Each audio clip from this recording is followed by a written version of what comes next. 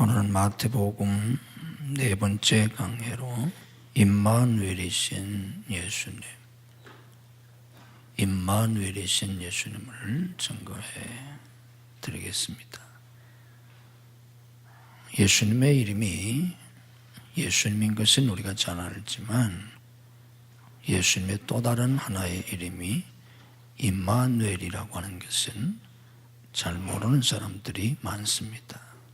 그 이유는 우리가 예수님의 이름을 예수님이라고는 부르지만 임마누엘이라고는 거의 부르지 않기 때문입니다. 그런데 예수님의 이름이 예수님이 된 것은 마리아가 예수님을 잉태할 때 천사가, 가브리엘 천사가 예수님의 잉태를 가르쳐 주면서 아들을 낳을 테니까 이름을 예수라고 해라, 이렇게 가르쳐 주었기 때문에 이름을 예수님이라고 지은 겁니다. 그리고 그 이유는 예수라고 하는 그 이름의 뜻이 여호와는 구원이시다, 하나님이 구원하신다, 그런 의미를 가진 구원자란 뜻입니다. 그래서 예수님은 구원자로 이 세상에 오셨기 때문에 그런 의미를 가진 예수라, 이렇게 이름을 지으라고 했던 겁니다. 그런데 구약성경에 보면 이사야의 예언을 통해서 처녀가 잉태하여 아들을 낳을 것이요 이름을 임마누엘이라 하리라, 이렇게 메시아 예언 가운데 예수님의 이름이, 메시아의 이름이 임마누엘이라 할 것이라고 예언이 되어 있습니다. 그런데 이사야 7장 14절에 예언되어 있는 이 메시아 예언 가운데 나오는 그 메시아의 이름이 왜 임마누엘이라고 했나? 예수님의 또 다른 이름이 왜 임마누엘인가? 그 이유는 그 임마누엘이라고 하는 그 말의 의미에 있기 때문입니다. 임마누엘이라고 하는 히브리어의 뜻은 하나님이 우리와 함께 하신다 하는 뜻입니다. 하나님이 우리와 함께 계신다, 그런 의미가 있기 때문에 예수님의 이름을 임마누엘이라 하리라 한 겁니다. 이 의미가 무슨 말인가 하면 예수님이 왜 이 세상에 오셨나? 구원자로 오셨는데 자기 백성을 죄에서 구원할 자로 오셨는데, 그래서 그 이름도 예수인데 예수님의 그 구원의 의미가 뭔가 하면 아담이 범죄하면서 모든 인간들은 이제 더 이상 하나님과 함께 살지 못하게 됐지 않습니까? 타락한 아담과 하와가 에덴 동산에서 쫓겨난 건 거주지를 옮겼다는 의미가 아니고 좋은 땅을 잃어버렸다는 뜻도 아니고 단순히 낙원에서 추방됐다는 뜻이 아니라 하나님에게서 쫓겨났다, 더 이상 하나님과 함께 살 수 없게 됐다, 그런 뜻입니다. 그것이 바로 인간 타락의 결과입니다. 그리고 하나님과 더 이상 함께 살 수 없게 되었다는 것은 갓 태어난 아기가 이제 부모와 사별을 하든 생이별을 하든 고아가 돼서 부모 없이 살아가야 하는 불쌍한 인생이 된 것처럼 이제 타락한 인간은 하나님 없이 영적인 고아로 그렇게 살게 되었다는 걸 의미합니다. 고아에겐 부모가 없기 때문에 보호자가 없고 돌봐줄 사람이 없고 무슨 일이 있을 때 상의할 사람도 없고 홀로 자기 인생의 모든 짐을 짊어지고 고독하게 힘들게 살아가야 하는 것처럼 하나님 없는 인간은 자기 홀로 자기 인생의 짐을 지고 고독하게 그리고 힘들게 살 수밖에 없는 겁니다. 왜 인생이 그렇게 힘든가? 왜 인생이 그렇게 고독한가? 그것은 바로 하나님 없이 살기 때문입니다. 하나님은 창조주시기 때문에 존재의 근원이십니다. 생명의 근원이십니다. 그분이 우리를 지으셨고 그분이 우리를 돌보시고 그분이 우리에게 복을 주시는데 그 하나님에게서 떨어져 나갔기 때문에 나무에서 잘려나간 가지처럼 땅에서 뽑혀진 나무처럼 물에서 건져냄을 받은 물고기처럼 하나님 없이 살다 보니까 인생이 그렇게 힘들고 고독하고 어려운 겁니다. 자, 그런데 문제는 뭐냐고 하면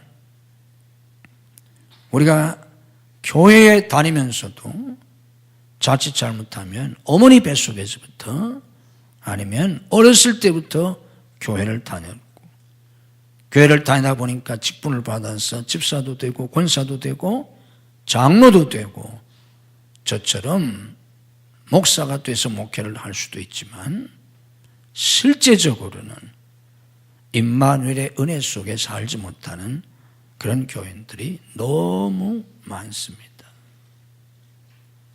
성경에 보면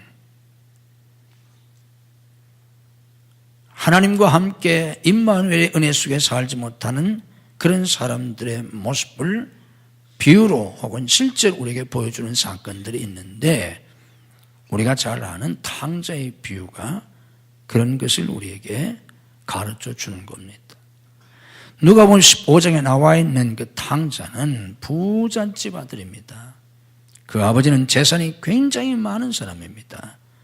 그리고 그 아버지는 굉장히 좋은 분이에요.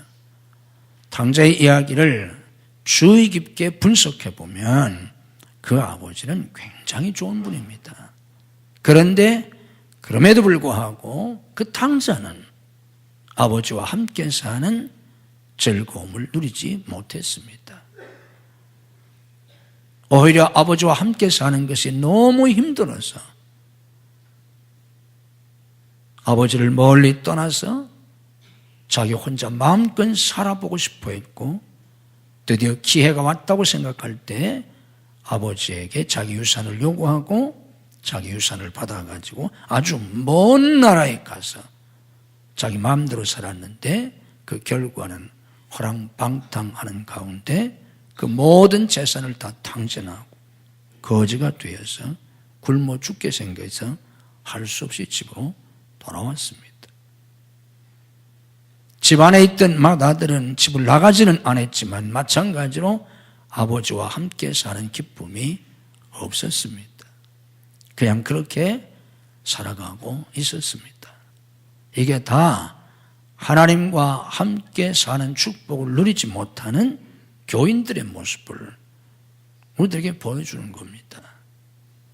또 하나 우리가 잘 아는 일례는 예수님이 한 번은 제자들과 함께 배를 타고 가셨는데 배 안에 예수님이 계셨지만 풍랑이 거세고 파도가 심해지자 어부 출신이었음에도 불구하고 제자들은 파도를 이길 수가 없었고 결국은 배는 파선 지경에 이르게 됐고 제자들은 죽는 줄 알고 두려워했습니다.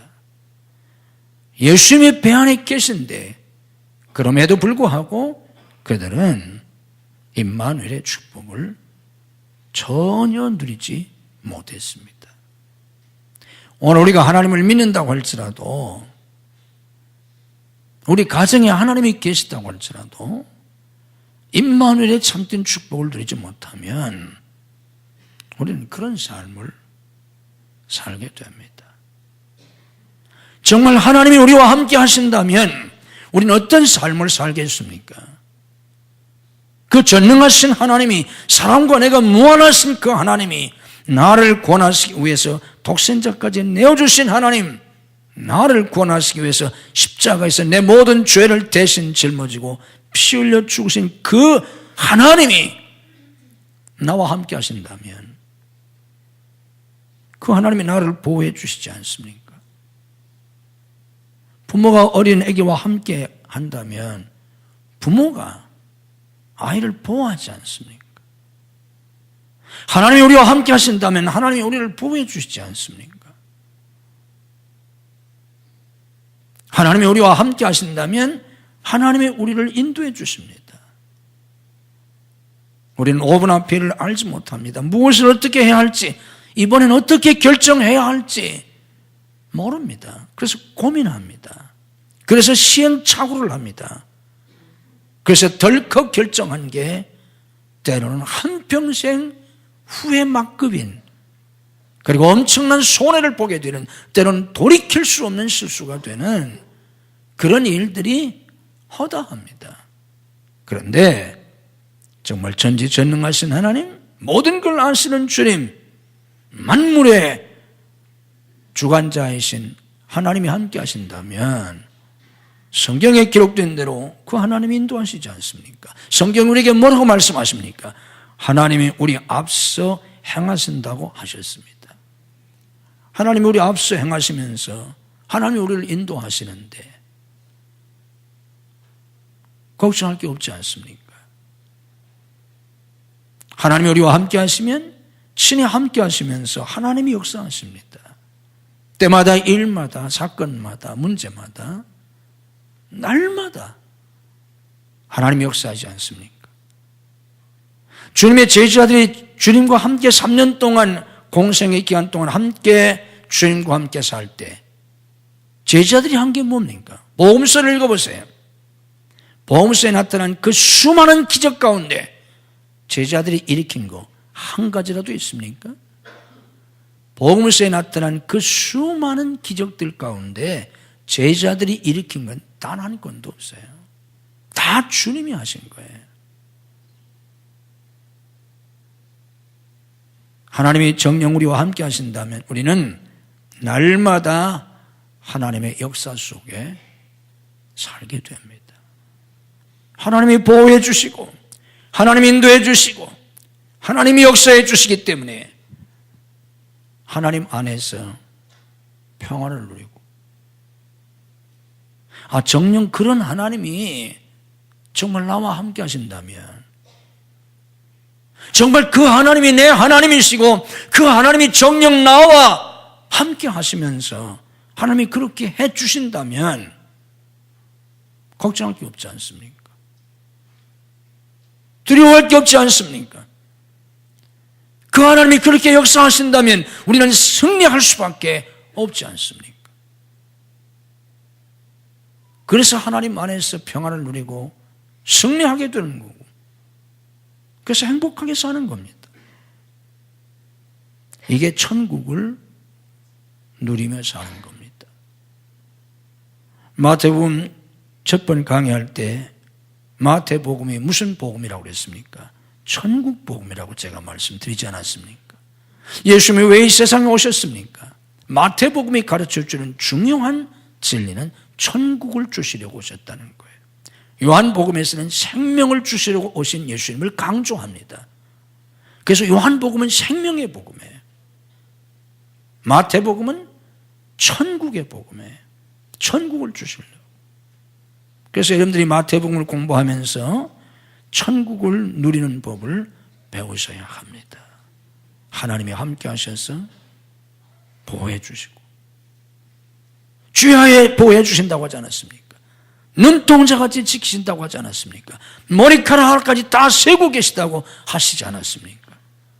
정말 눈동자같이 보호해 주시는 하나님의 보호, 정말 주님이 인도해 주시는 그 주님의 인도하심, 그리고 끊임없이 역사하시는 그 하나님의 역사, 그 속에서 평화를 누리고 그 속에서 승리하고 그 속에서 행복을 누리며 사는 천국의 주인공으로 사는 은혜를 받으셔야 합니다. 우리 하나님께서 오늘도 여러분들에게 그런 은혜를 주시기를 주님의 이름으로 축복합니다. 호렙산에서 하나님을 만난 모세는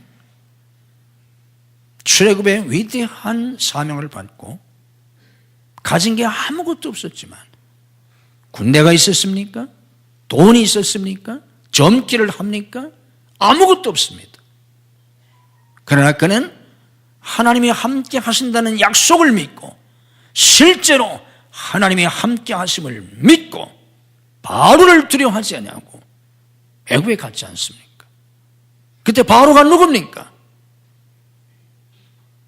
아무런 힘도 없이 군대도 없고 무기도 없이 혈혈단신으로 바로 앞에 나타난 모세에게 바로가 한마디만 하면 죽는 거 아닙니까?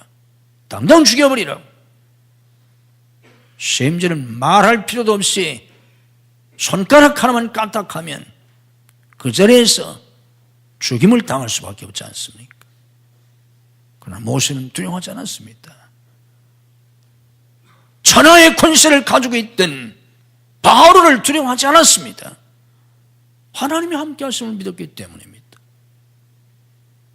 홍해바다 앞에서도 그는 두려워하지 않았습니다.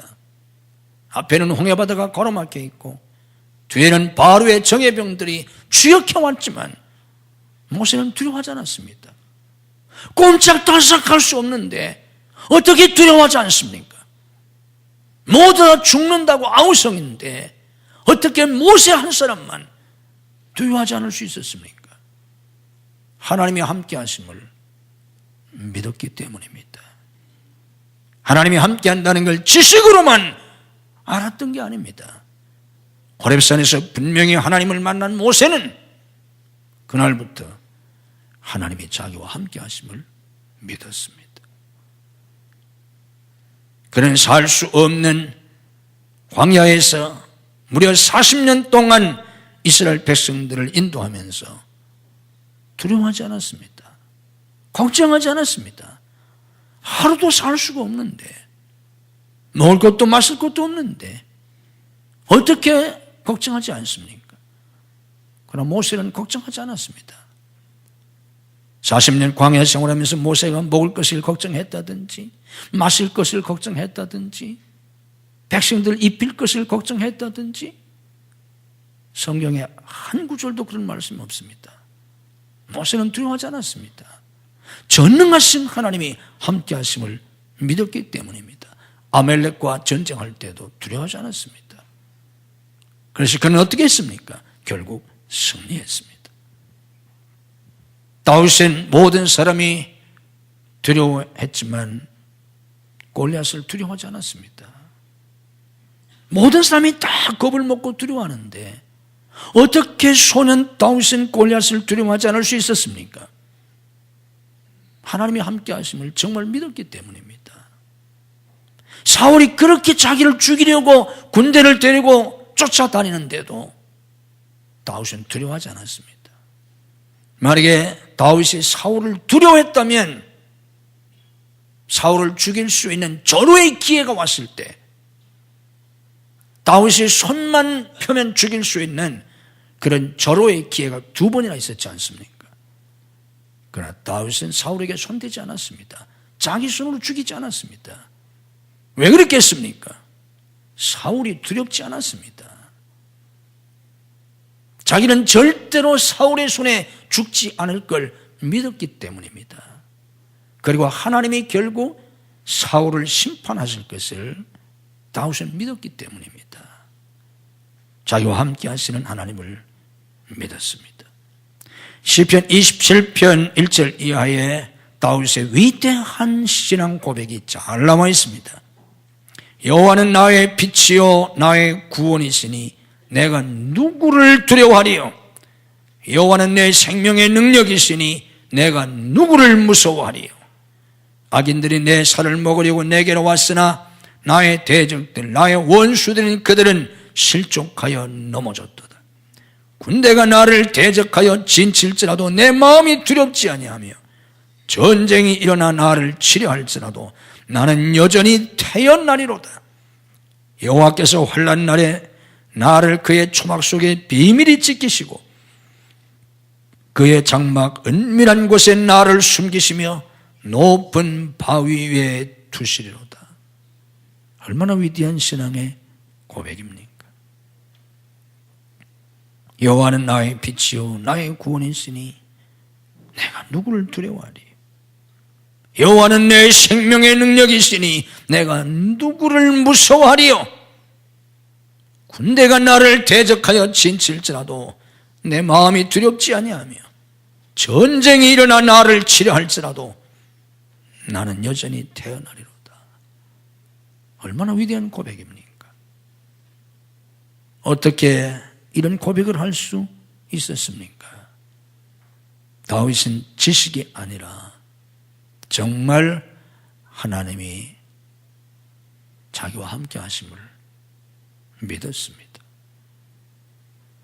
초대교회 사도들은 로마 제국의 무서운 박해 속에서 신앙생활을 했습니다. 그러나 그들은 어땠습니까? 오순절 성령을 받은 사도들과 초대교회의 성도들은 그런 무서운 박해가 계속됐지만 두려워하지 않았습니다. 그들은 담대하게 예수 그리스도의 복음을 전했습니다. 어떻게 그럴 수 있었습니까? 성령을 받고 나서 하나님이 함께 하심을 믿었기 때문입니다. 그래서 결국 그들은 위대한 선교 역사를 이루고 300년 만에 철의 제국 로마를 기독교 앞에 무릎을 꿇게 만드는, 로마가 기독교를 국교로 받아들이게 만드는 그런 위대한 역사를 저 힘도 없고 보잘것없는 적은 무리였던 그 초대교회 성도들이 그런 위대한 역사를 이루지 않습니까? 어떻게? 하나님이 함께 하셔서, 성령이 함께 하셔서 그들의 역사가 아니라 하나님의 역사로 그렇게 했던 겁니다. 이게 임마누엘의 삶입니다. 여러분들이 읽어보았을, 안 읽어봤으면 카페에 그분의 책이 있으니까 꼭 읽어보세요. 전에 우리가 일본어 모셔다 간증도 들었는데 134cm밖에 안 되는 작은 거인 김혜영 선교사님, 그분은 난 지 3일 만에 딸을 낳았다고 아버지가 집어 던져서 척추를 다쳐서 평생 134cm의 키로 살고 있지 않습니까? 아프리카 보츠와나에 가서 그 황량한 사막 가운데 선교사도 다 떠나고 폐허처럼 덩그러니 남아있는 그 직업학교 막사에서 정말 죽을 것 같은 그런 두려움과 걱정과 외로움과 압박 속에서 정말 반 미치광이가 되다시피 정신없이 견딜 수 없는 그런 고통의 나날을 보내고 있을 때 어느 날 주님이 찾아오셨지 않습니까? 주님이 찾아오셔서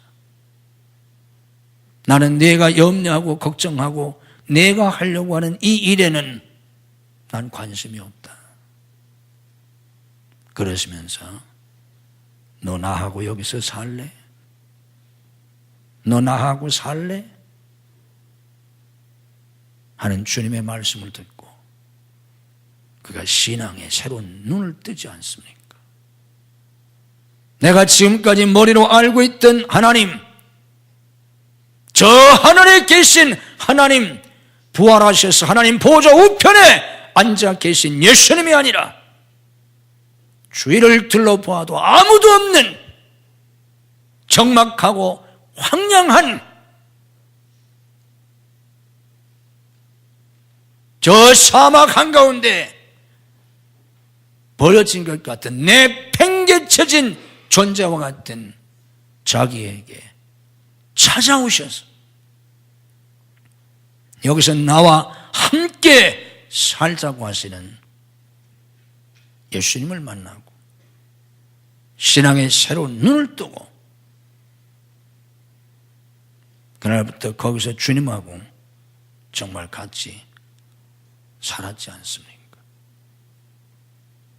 하늘과 땅의 모든 권세를 가지신 주님, 천지 만물을 창조하시고 지배하시고 섭리하시는 그 주님과 함께 사니까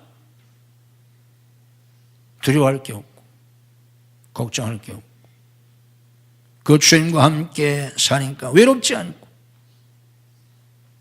거기에 먼저 와 있던 선교사들이 백방으로 노력해도 결국 실패하고 다 철수하고 자기 혼자 남았는데 자기라고 무슨 재주가 있겠습니까? 무슨 돈이 있었겠습니까? 무슨 능력이 있었겠습니까? 결국 자기도 마지막 절망하고 죽을 수밖에 없는 상황인데 주님이 오셔서 주님과 함께 살기를 시작했더니 주님이 하셨지 않습니까? 모든 일을 주님이 하심으로 거기에서 놀라운 주님의 역사의 현장이 되고 주님의 놀라운 일들이 일어나고 그래서 거기서 놀라운 일을 하다가 하나님이 미국 가서 공부하라고 그래가지고 미국에 가서 대학도 하고 대학원도 하고 그래서 세계적인 복지사업가로 지금 활동하고 있지 않습니까? 문제는 우리가 하나님에 대한 얄팍한 지식이 아니라 저 하늘에 계신 하나님이 아니라 지금 여기서 나와 함께 하고 계시는 그 하나님과 함께 사는 법을 배우셔야 합니다. 여러분들이 평생 교회를 다녀도 하나님과 함께 사는 법을 배우기 전까지는 여러분은 한낱 종교인에 불과합니다. 하나님이 함께 하셔서 정말 나를 지켜주시고 정말 나를 인도해 주시고 내게 필요한 것을 정말 하나님이 주시고 내 힘이 아닌 하나님의 역사로 하나님이 나를 통해서 일하시는 그 하나님의 역사 속에 사는 복된 삶을 살아야 합니다. 하나님과 함께 사는 법이 뭡니까? 하나님이 살아계심을 믿고 그분이 나와 함께 하심을 믿고 그분이 바로 내 아버지이심을 믿고 어린아이가 부모를 떠나면 엄마 떠나면 죽는 줄 알고 엄마를 의지하는 것처럼 그렇게 하나님을 의지하고 살아야 합니다. 결국 내가 그렇게 하나님을 의지하기까지 하나님은 내가 의지하던 것, 내가 기대하던 것, 내가 바라던 것, 내가 뭔가 붙잡으려고 하는 것 하나하나 하나님은 내게서 떠나가게 할 것입니다. 하나하나 하나님은 끊어버리세요. 그런 말이 있습니다. 물에 빠진 사람은 지푸라기 하나라도 잡으려고 한다고. 그래서 하나님은 어떻게 하십니까? 마지막 지푸라기 하나까지 불태워버리십니다. 여러분이 잡으려고 하는 것 최후의 지푸라기 하나까지 다 없어질 때까지 결국은 하나님은 그것을 여러분에게서 잘라내는 불태워버리는 작업을 하시게 됩니다. 아무것도 그 누구도 의지하지 마십시오. 당신의 그 어떤 것도, 당신의 지식도 기술도, 당신의 경험도 건강도, 당신의 재능도, 당신의 소유도 지위도 의지하지 마십시오. 그 누구도 의지하지 마십시오. 부모도, 남편도, 아내도, 자식도, 형제도, 친구도, 그 누구도 의지할 수 없습니다. 이 세상 그 무엇도 그 누구도 신앙의 대상이 아닙니다. 하나님만 의지하셔야 합니다. 하나님만 의지하고 하나님을 신뢰하고 살아야 합니다. 내가 믿는 하나님, 내가 의지하는 하나님이 누구십니까? 전지전능하신 하나님이십니다. 그분은 완전하신 분이십니다. 실수가 없으십니다. 그분은 모든 걸 아십니다. 모든 걸 하실 수 있습니다. 그분은 사랑이 무한하신 분이십니다. 그분이 내 아버지시요, 그분이 나를 구원하신 분이시요, 그분이 나를 사랑해 주시는 분이시요, 나와 함께 하십니다. 그걸 믿는다면 걱정하지 말아야 합니다. 두려워하지 말아야 합니다. 낙심하지 말아야 합니다. 절망하지 말아야 합니다. 내 뜻대로 안 된다고 불평하지 말아야 합니다. 지난 금요일 철야 시간에 제가 말씀드렸지 않습니까? 염려하는 것은 무서운 죄라고. 우리가 교회 다니면서 부도덕한 일을 하면 굉장한 죄요, 부끄러움으로 생각하는데 걱정하는 것은 하나도 죄라고 여기지 않지 않습니까? 그러나 걱정하는 거야말로 정말 무서운 죄예요. 우리가 도덕적으로 잘못하는 건 도덕적인 죄이지만 우리가 염려하고 근심하는 것은 이건 하나님을 불신하는 죄입니다. 그렇기 때문에 도덕적인 죄보다도 사실은 염려하고 걱정하고 두려워하는 게 더 큰 죄예요. 하나님을 불신하는 거니까. 불신죄를 신학적으로 죄 중에 죄라고 합니다. 가장 큰 죄예요. 가장 큰 죄는 하나님을 믿지 않는 죄예요. 하나님을 믿지 못하는 죄. 그게 불신의 죄라는 거예요. 그게 죄 중에 죄예요. 정말 우리가 회개해야 할 것은 그 죄를 회개해야 돼요. 날마다. 내가 걱정할 때마다, 염려가 들어올 때마다, 아이고 하나님, 제가 또 걱정했어요. 제가 또 두려워했어요. 제가 하나님을 믿지 못했어요. 하나님을 믿지 못하고 또 걱정했어요. 그때마다 회개하셔야 돼요. 아멘. 아멘 하셔야 돼요. 그렇지만 평생 걱정하다 죽어요. 교회 나온다고 뭐 만사 형통할 줄 알아요? 여러분, 교회 나와서 만사 형통할 것 같으면 왜 전도를 하겠어요? 돈 싸들고 교회 들어오려고 할 텐데.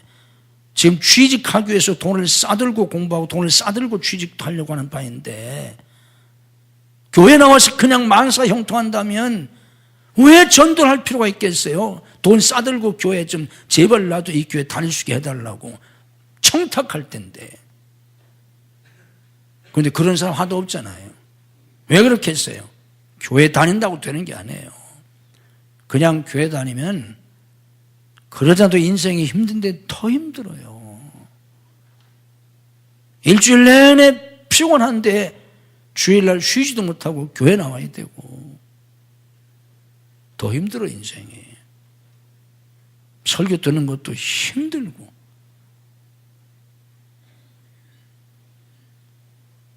믿음 없이 살면 교회 나온다고 되는 게 아닙니다.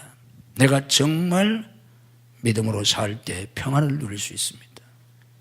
염려가 되고 걱정이 되고 또 두렵고 낙심이 되려고 할 때마다 잘 들으세요. 그럴 때마다 그걸 억지로 이기려고 하지 말고 어떻게 그걸 이겨요? 이기기는 지금 죽게 생겼는데 너무 마음이 아픈데 너무 지금 외로운데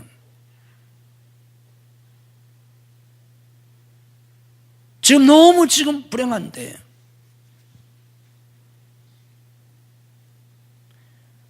여러분들이 잘 아는 유명한 배우 마릴린 먼로가 그 유명한 배우 다 알잖아요. 그 마릴린 먼로가 그런 얘기를 했어요. 나는 여자로서 가질 걸 다 가졌다. 세기의 여인이라고 할 만큼 빼어난 미모를 가졌잖아요. 젊음이 있고 재능도 있고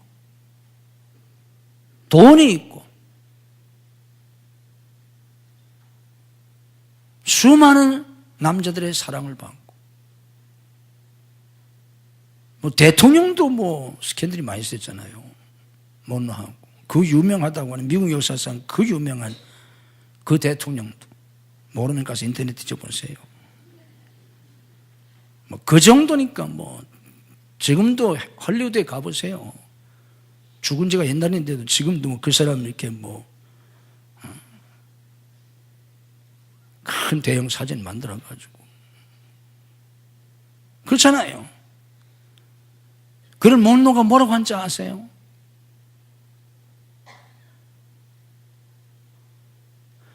나는 여자로서 갖고 싶어하는 모든 조건을 다 가졌는데 이유를 알 수 없이 나는 허전하고 불행하다고 그랬어요. 이유를 알 수 없이. 왜? 불행할 이유가 하나도 없는 여자인데, 모든 사람이 정말 부러워하는 여자인데, 내가 가진 거 하나만 가진 사람도 행복하게 살 수도 있는데, 난 모든 걸 다 가졌는데 이상하게 이유를 알 수 없이 나는 고독하고 불행하다는 거예요. 결국 그는 자살인지 뭔지 모르지만 결국은 과다한 수명제를 한 것으로 30대 초반에 죽지 않습니까? 그가 그랬어요. 이유가 없는데, 내가 불행할 이유가 없는 여자인데 불행하다는 거예요. 나는 수많은 사람들, 팬들이 구름대처럼 있는데 난 고독하다는 거예요.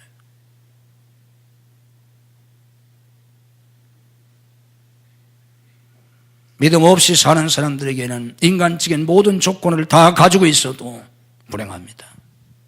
평안이 없습니다. 참된 기쁨과 행복이 없습니다. 그런데 정말 믿음으로 사는 사람은 행복할 조건이 없어도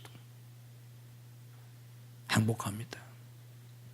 남보다 더 가져서가 아닙니다.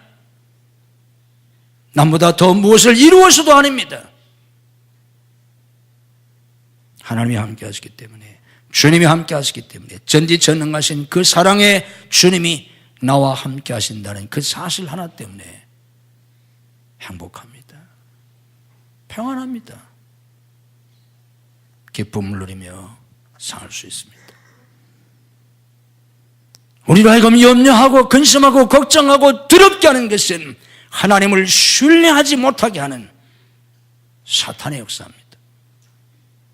기억하세요. 염려가 들어오고 걱정이 올 때마다 이 죄를 하나님 앞에 회개하고 나를 걱정에 빠뜨리게 하고 슬픔에 빠뜨리게 하고 외로움에 빠뜨리게 하고 불행에 빠뜨리게 하는 사탄을 예수님의 이름으로 물리치셔야 합니다. 아멘.